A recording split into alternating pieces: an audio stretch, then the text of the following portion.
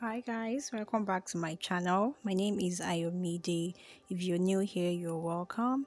In this tutorial, I'm going to be putting you through how I made this Ankara bonnet. On this channel, I post DIY sewing tutorials. These are the materials I worked with. I used this leftover Ankara fabric that I have, and I also used this material for the lining. It is not exactly satin, but it worked best for what I wanted. I was able to achieve what I wanted with this lining. So the first measurement I took was my round head circumference measurement. So you're going to be taking this and just keep it aside. We're going to be using it later on. And for my round head circumference, it is 23 inches. This is to ensure that you have a perfect fit. The first thing to do is to fold your fabric into two this way, just as I am doing.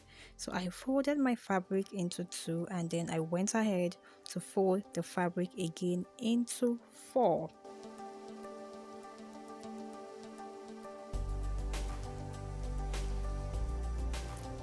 Once I'm done folding, from that point I'm going to be marking the length of my bonnet, and I am using 12 inches for the length of my bonnet. You could use something lesser than that if you don't want it to be bulky, but I think 12 inches is enough. Even if you have a bulky hairdo, it could still accommodate it. So I'm just going ahead to mark 12 inches all around to achieve a full circle.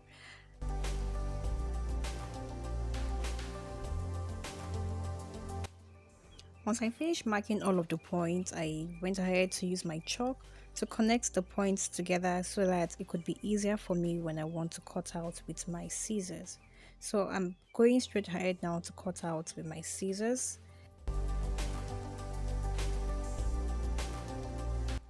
So this is the outcome. This is what you should have, and I'm going to be repeating the same process for the lining fabric also. So I've gone ahead to mark out 12 inches, and I am just going straight ahead to cut it out just the way I did for the main fabric.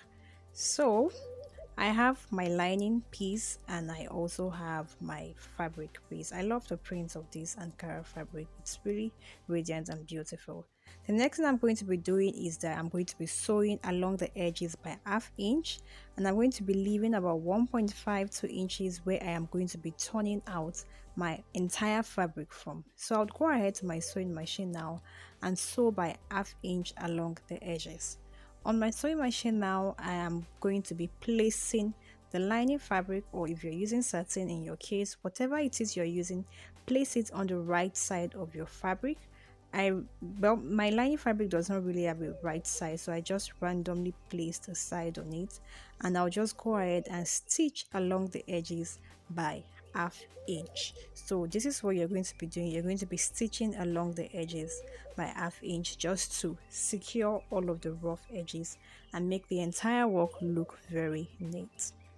If you haven't subscribed to my channel, please go ahead and click on the subscription button below and also turn on your notification.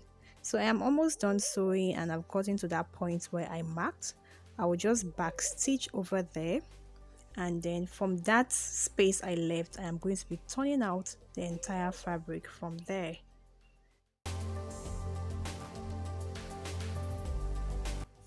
So from that tiny hole that we left, I am going to be turning out the entire fabric from there. So I'm just going in to bring out the right side of my fabric, to just bring it out entirely. And I think at this point I was already struggling with it because the hole was really small and you don't want to make it too big so that your work could come out neatly. So I decided to opt for my sewing machine screwdriver as a guide, and it really helped me. So grabbing my sewing machine screwdriver, I just pushed the entire fabric inside, and it saved me the stress of struggling with it. So you could also employ this. So I'm done turning it out, all thanks to the screwdriver, and this is what we have.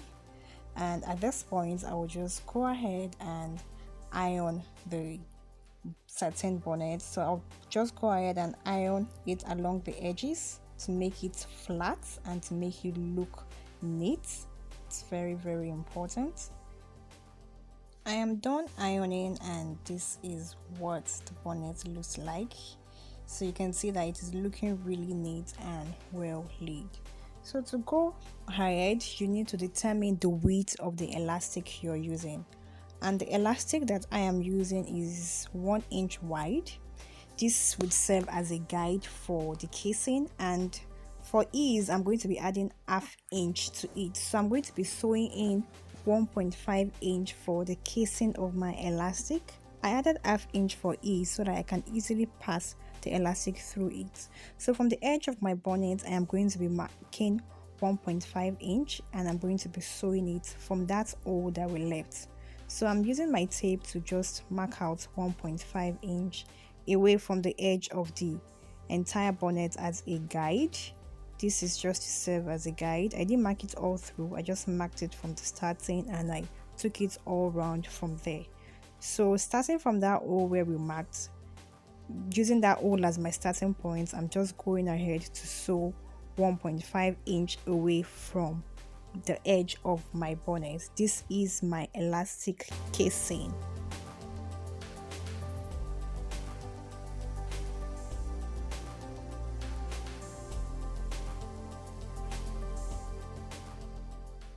So I am almost done.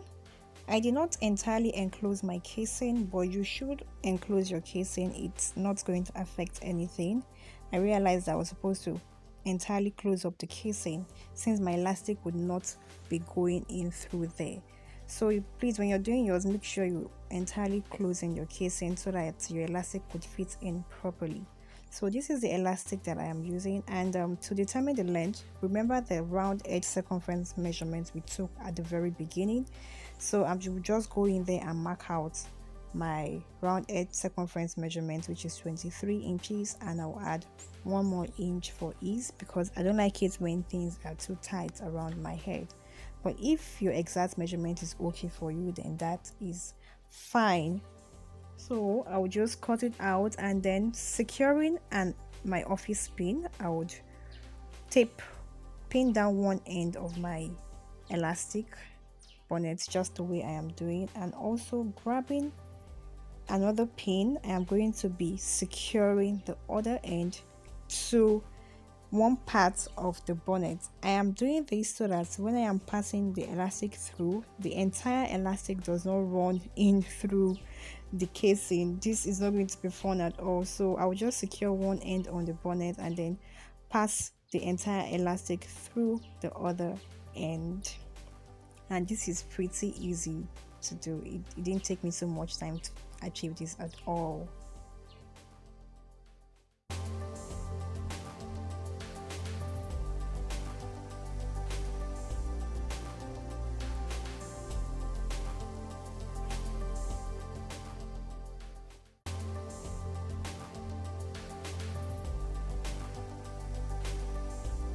You can see that the bonnet is already taking shape, even though I'm not entirely done passing the elastic through it. So I'm just going ahead to pass the remaining elastic through, and once I'm done, you guys are going to see the outcome. Oops, finally the elastic is out. And so bringing the two edges of my elastic together, I will just secure it with my safety pin and then just run the entire elastic through it so that it becomes even on both sides, on the entire part of the bonnet. Make sure that my fabric covers the entire elastic, and then this is what it even looks like when I've not even taped it down. So afterwards, I'll just go ahead and secure the edges of my elastic. I'll just go ahead and sew it all the way down. This is to keep your elastic intact. This is to keep it intact and so that it doesn't come off when you wear it. So from that hole we left initially, I will just go ahead and do a nice top stitch on that space that we left. This is to also properly secure the entire elastic. So I'll just go ahead to top stitch it and to close up that end.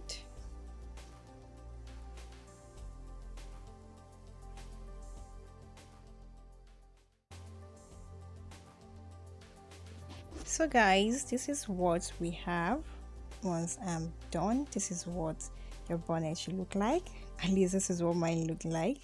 And this is it on the right side, and when I flip it over, this is it on the wrong side. I can decide to wear this on the right side or on the wrong side. Anyone goes for me. If you have learned something new from this video, please give it a thumbs up. If you haven't subscribed to the channel, please go ahead and click on the subscription button below.